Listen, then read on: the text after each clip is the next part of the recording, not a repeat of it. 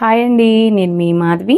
ఈరోజు మన వీడియోలో మన సబ్స్క్రైబర్స్ ఎప్పటి నుంచో అడుగుతున్న మజ్జిగ చారండి. చూస్తున్నారు కదా, చూస్తుంటేనే నోరు ఊరిపోతుంది కదా.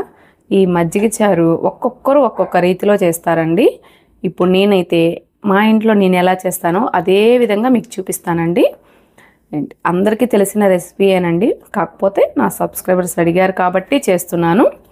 మరి లేట్ చేయకుండా వీడియోలోకైతే వెళ్ళిపోదామా. ఇప్పుడు మన మజ్జిగ చారు కోసం నేను 6 లీటర్ పెరుగు తీసుకున్నానండి. ఇప్పుడు ఇందులో రుచికి తగినంత ఉప్పు వేసుకుందాం.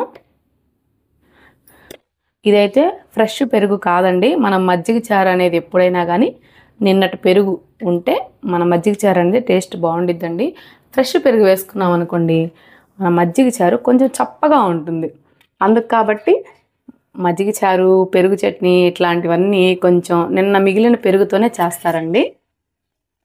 ఇప్పుడు దీన్ని బాగా కలుపుకుందాం. ఇలా కలుపుకున్నాం కదండి బాగా. ఇప్పుడు ఇందులోకి మనకి కావలసినంత పల్చగా వాటర్ పోసుకుందాం.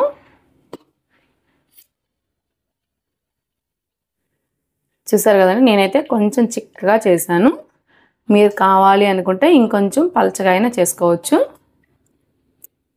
ఇప్పుడు ఈ మజ్జిగ చారు కోసం చూస్తున్నారు కదా, ఒక 150 గ్రాములు ఉల్లిపాయలండి ఇలా కట్ చేసుకున్నాను. ఒక 7-8 పచ్చిమిర్చి అండి ఇలా సన్నగా కట్ చేశాను. అలాగే కొద్దిగా కరివేపాకు, కొద్దిగా కొత్తిమీర.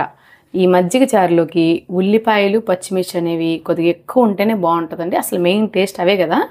మనం తినేటప్పుడు అవి అలా కంటి కింద పడుతూ ఉంటే ఆ రుచి మామూలుగా ఉండదు. ఇప్పుడైతే ఒక కళాయి పెట్టుకొని చూస్తున్నారు కదా, కొద్దిగా అంటే కొద్దిగా ఆయిల్ వేసుకోవాలండి. మనం మజ్జిగ చారులో ఎప్పుడైనా కానీ ఆయిల్ అనేది ఎక్కువ వాడకూడదు.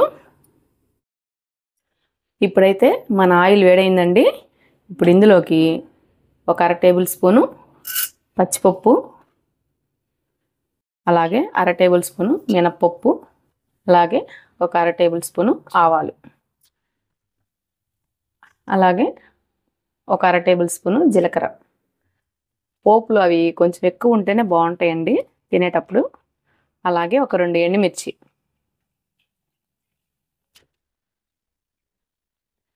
కొద్దిగా కరివేపాకు, అలాగే చిటికెడు పసుపు, అలాగే కొద్దిగా ఇంగువ. మజ్జిగ చారులో ఇంగువ భలే ఉంటుందండి. మన పోపు అంతా చక్కగా వేగింది కదా. ఇప్పుడు మనం ముందుగా కట్ చేసి పెట్టుకున్న ఈ ఉల్లిపాయలు, అలాగే ఈ పచ్చిమిర్చి, ఇలా ఉల్లిపాయలు పచ్చిమిర్చి వేసుకున్నాం కదండి. ఒక్క నిమిషం పాటు ఇవి ఫ్రై అవ్వకూడదండి, జస్ట్ కొంచెం మగ్గితే సరిపోతుంది. అది కూడా ఏంటంటే కొంచెం ఆ పచ్చి వాసన అనేది ఉంటుంది కదా, ఆ పచ్చి వాసన పోతే సరిపోతుందండి. మనం వేయించుకోవాల్సిన అవసరం అయితే లేదండి. ఇవి అప్పుడు మనం తినేటప్పుడు అనేది ఆ కరకరా అనకుండా ఉంటుంది అన్నమాట. అది జస్ట్ కొద్దిగా మెత్తబడతాయి అన్నమాట. చూసారు కదా, ఇంక చాలండి. ఇంక ఇప్పుడు స్టవ్ ఆఫ్ చేసేసుకొని ఇప్పుడు మనం ముందుగానే రెడీ చేసి పెట్టుకొని ఈ మజ్జిగను కూడా పోసేద్దాం.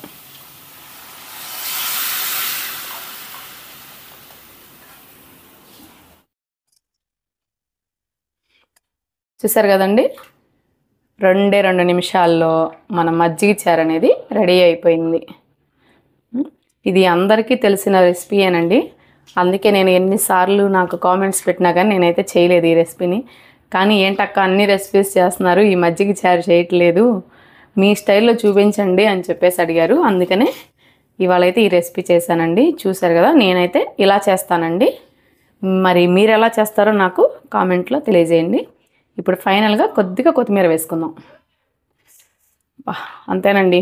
ఇప్పుడు వెళ్ళి వేడివేడి అన్నం అంటారు కదా అన్ని కర్రీస్లోకి, కానీ ఇందులోకి కొద్దిగా చల్లగా ఉన్న అన్నం తింటేనే బాగుంటుందండి. వేడివేడి అన్నం అయితే బాగోదు.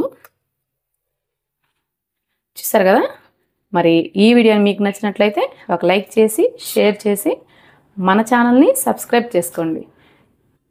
Thank you.